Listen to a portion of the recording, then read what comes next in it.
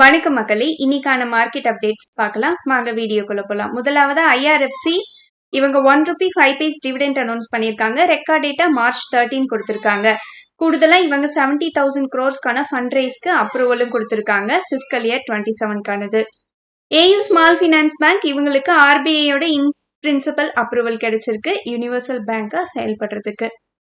ரெயில்டெல் இவங்க ₹1 dividend announce பண்ணியிருக்காங்க. இதுக்கான ரெக்கார்ட் டேட்டா மார்ச் 13 கொடுத்திருக்காங்க. ஐடிஎஃப்சி ஃபர்ஸ்ட் பேங்க் இவங்களோட சத்தீஸ்கர் பேங்க்ல ஒரு கேஸ் போய்கிட்டு இருந்தது. ஸோ அதை அதுக்காக இவங்க 645 crores இவங்களோட ரெஸ்பெக்டட் கிளைண்ட்டுக்கு கொடுத்துருக்காங்க. ஸோ பேங்க் எஸ்டிமேட் பண்ண அமௌண்ட் 590 crores தான். கூடுதலா இவங்களுக்கு சில crores செலவாயிருக்குன்னு சொல்லியிருக்காங்க. தொடர்ந்து இவங்க எல்லா டிஸ்பியூட்ஸையும் கிளியர் பண்ணிட்டதாகவும் சொல்லியிருக்காங்க. ஸோ இவங்களோட டோட்டல் டெபாசிட் ஸ்டேபிளா இருக்கிறதாவும் சொல்லியிருக்காங்க. February 28 வரைக்கும் 2,92,381 crores இவங்களுக்கு டோட்டல் டெபாசிட்ஸ் இருக்கிறதா சொல்லியிருக்காங்க. இதுவே December 31ல 2,91,133 crores இருந்திருக்கிறதா சொல்லியிருக்காங்க. ஹெச்ஜி இன்ஃப்ரா இன்ஜினியரிங் இவங்களுக்கு 401 crores ஆர்டர் கிடைச்சிருக்கு. ரயில்வே இன்ஃப்ரா ப்ராஜெக்ட் சம்பந்தமானது. ஸோ இதை கொடுத்துருக்கவங்க Anuppur thermal energy private limited. Paras defence இவங்களுக்கு 80 crores DRDO air defence order கிடைச்சிருக்கு. ஹை பிரெசிஷன் ஆப்டிக்கல் சிஸ்டம்ஸ் தொடர்பானது. ஐஆர்பி இன்ஃப்ரா இவங்களுக்கு டோல் ரெவன்யூ ஸ்ட்ராங்கரா இருக்கிறதா சொல்லியிருக்காங்க. இயர் ஆன் இயர் பேசிஸ்ல 26% அதிகரிச்சிருக்கிறதா சொல்லியிருக்காங்க. இ கிளர்க்ஸ் இவங்களுக்கு 1:1 ரேஷியோல போனஸ் அனௌன்ஸ் பண்ணியிருந்தாங்க. இதுக்கான ரெக்கார்ட் டேட்டா மார்ச் 13 கொடுத்திருக்காங்க. ஆயில் அண்ட் கேஸ் சப்ளை குறித்தான நியூஸ். ஸோ சில ஆயில் ஃபெசிலிட்டிஸ்ல அட்டாக் நடந்திருக்கு. இது காரணமா ஃபோர்ஸ் ப்ரொடக்ஷன் ஸ்டாப் அவங்க அறிவிச்சிருக்காங்க. தொடர்ந்து கமர்ஷியல் எல்பிஜி சப்ளை நம்ம இந்தியால ஸ்டாப் பண்ணியிருக்காங்க. டொமஸ்டிக் எல்பிஜி சப்ளைஸ்ல ஸோ புக் பண்ணோம்னா 25 days வரைக்கும் வெயிட் பண்ணணும்னு சொல்லியிருக்காங்க. சில ரெஸ்டாரண்ட்ஸை க்ளோஸ் பண்ணியிருக்காங்க. கூடுதலா எல்பிஜி தட்டுப்பாடு அதிகரிச்சதுன்னா தொடர்ந்து நிறைய ரெஸ்டாரண்ட்ஸை க்ளோஸ் பண்ணுவாங்கன்னு அச்சம் ஏற்பட்டிருக்கு. இது காரணமா ஜொமேட்டோ, ஸ்விக்கி இந்த ஸ்டாக் எல்லாம் அஃபெக்ட் ஆகிறதுக்கான வாய்ப்பு இருக்கு. தொடர்ந்து யுஎஸ் பிரசிடென்ட் டொனால்ட் ட்ரம்ப் அவர்கள் இந்த வாரம் சீக்கிரமே முடிவுக்கு வரும்னு சொல்லியிருக்காரு. முடிவுக்கு வரும்னா வார கைவிட்டுருவாங்களா இல்லைன்னா மொத்தமா ஈரானை வீழ்த்திட்டு முடிவுக்கு கொண்டு வருவாங்கங்கிறதுல தெளிவில்லை. கூடுதலா இவர் சொன்ன பாசிட்டிவ் நியூஸ் காரணமா $86 ஒரு பேரலோட க்ரூட் ஆயில் விலை குறைஞ்சிருக்கு. தொடர்ந்து இந்த நியூஸ் காரணமா மார்க்கெட் ரெக்கவரியும் பார்த்திருக்கு.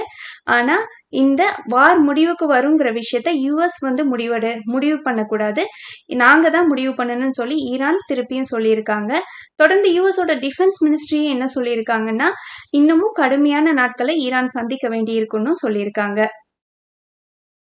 ஆல்டிஎஸ் டெலிகாம் இவங்க 9,000 crores ஐபிஓ கொண்டு வரலான் இருக்காங்க. ஸோ இது ப்ரூக்ஃபீல்ட்ஸ் பேக் பண்ணியிருக்க ஒரு நிறுவனமா இருக்கு. இதுல fresh issue 1,500 crores offer for sales மூலமா 13.6 crore ஷேர்ஸையும் கொடுக்குறாங்க. ஸோ ப்ரூக்ஃபீல்ட்ஸ் இவங்களோட ஸ்டேக்கை சேல் பண்ணுவாங்க. கூடுதலா கிடைக்கிற அமௌண்ட்டை இவங்களோட டெப்டை ரெடியூஸ் பண்றதுக்காக பயன்படுத்துவாங்க.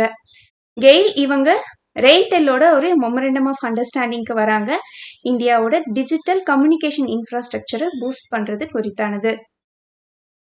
மாப் அவென்யூ ஏஐ டெக் இவங்களோட ஸ்டாக் ஸ்பிளிட் குறித்தான முடிவை இவங்க மார்ச் 18 நடக்க போற போர்ட் மீட்டிங்ல அறிவிக்கிறாங்க. இவங்களோட ஃபேஸ் வேல்யூ 10 இருக்கு. டிக்சன் டெக்னாலஜிஸ் இந்த ஷேர் இன்னைக்கு 12.5% வரைக்கும் ரேலி ஆயிருக்கு. காரணம் இவங்களோட ஹோலி ஓன்டு சப்சிடரியா இருக்க டிக்சன் டிஸ்பிளே டெக்னாலஜிஸ் இந்த நிறுவனத்தை ஜாயிண்ட் வெஞ்சரா அறிவிக்கிறதுக்கான ministry of electronics and IT approval கொடுத்திருக்காங்க. ஸோ இது மூலமா டிக்சன் டெக்னாலஜி 74% ஆஃப் ஸ்டேக்ஸையும் ஹெச்கேசிங்கிற சைனா நிறுவனம் 26% ஆஃப் ஸ்டேக்கையும் இதுல இன்வெஸ்ட்மெண்ட் வச்சிருப்பாங்க. ஸோ பிஎஸ்சியில் மிட் கேப்ல சில இண்டெக்ஸ் சேஞ்சஸ் இருக்கு, என்னன்னு பார்த்துடலாம். So BSE mid cap and large mid cap இண்டெக்ஸ்ல ஆந்தம் பயோசைன்சஸ், பிசிக்வாலா, பிரமில் ஃபினான்ஸ், பைன் லேப்ஸ், என்எஸ்டிஎல்லாம் ஆட் ஆகுறாங்க.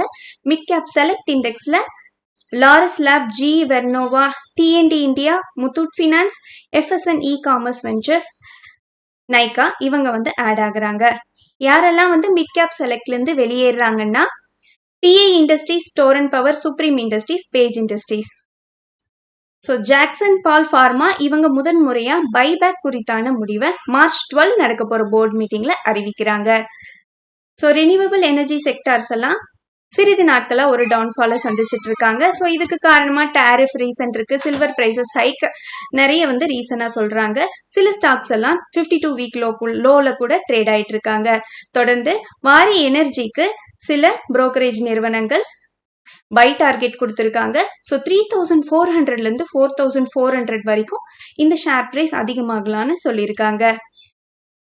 ட்ரூ ஹோம் ஃபினான்ஸ் இவங்க ஃப்ரெஷ் இஷ்யூவா 1500 crores கூடுதலா ஆஃபர் ஃபார் சேல்ஸ் மூலமா 1500 crores ஃபண்ட் ரைஸ் பண்றாங்க. இவங்க IPO கொண்டு வராங்க. ஸோ ஆஃபர் ஃபார் சேல்ஸ் மூலமா மேங்கோ கிரஸ்ட் அவங்களோட ஸ்டேக்ஸை சேல் பண்ணுவாங்க. இவங்க டிராஃப்ட் பேப்பர்ஸை செபிக்கு ஃபைல் பண்ணிட்டாங்க. கூடிய விரைவில் இந்த IPOவை நம்ம எதிர்பார்க்கலாம். பவர் கிரிட் இவங்க 5000 crores வரைக்குமான அன்செக்யூர்டு லோன்ஸை யூனியன் பேங்க் கிட்ட இருந்து வாங்குறதுக்கான அப்ரூவலை கொடுத்துருக்காங்க இவங்களோட போர்ட்.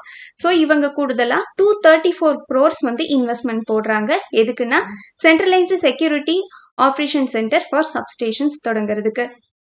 HDFC பேங்க்குக்கு பை ரேட்டிங் கொடுத்துருக்காங்க கோட்டக் இன்ஸ்டிடியூஷன்ஸ். ஸோ டார்கெட்டா 1050 கொடுத்துருக்காங்க. இதுக்கு மேல இந்த நிறுவனம் டவுன்ஃபால் கொடுக்கறதுக்கான வாய்ப்புகள் குறைவுன்னு சொல்லியிருக்காங்க.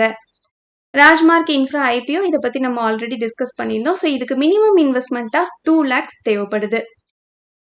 க்ரோ இந்த நிறுவனத்துக்கு JP Morgan overweight rating கொடுத்துருக்காங்க. டார்கெட்டா 210 கொடுத்துருக்காங்க. So Tata Motors commercial vehicles இவங்க நிஃப்டி நெக்ஸ்ட் 50ல என்டர் ஆகுறாங்க. March 30லேருந்து இது எஃபெக்ட்டுக்கு வருது. டாடா மோட்டார்ஸ் பேசஞ்சர் வெஹிக்கல்ஸ் நிஃப்டி 50ல ரிமைன் ஆகுறாங்க. ஸோ தொடர்ந்து Tata Motors passenger vehicle down பர்ஃபார்மன்ஸ்ல இருக்காங்க. ஸோ JLRோட பெர்ஃபார்மன்ஸ் Q4ல நல்லதா காமிச்சிட்டாங்கன்னா இவங்களோட பெர்ஃபார்மன்ஸும் அதிகரிக்கிறதுக்கான வாய்ப்புகள் அதிகம் இருக்கு.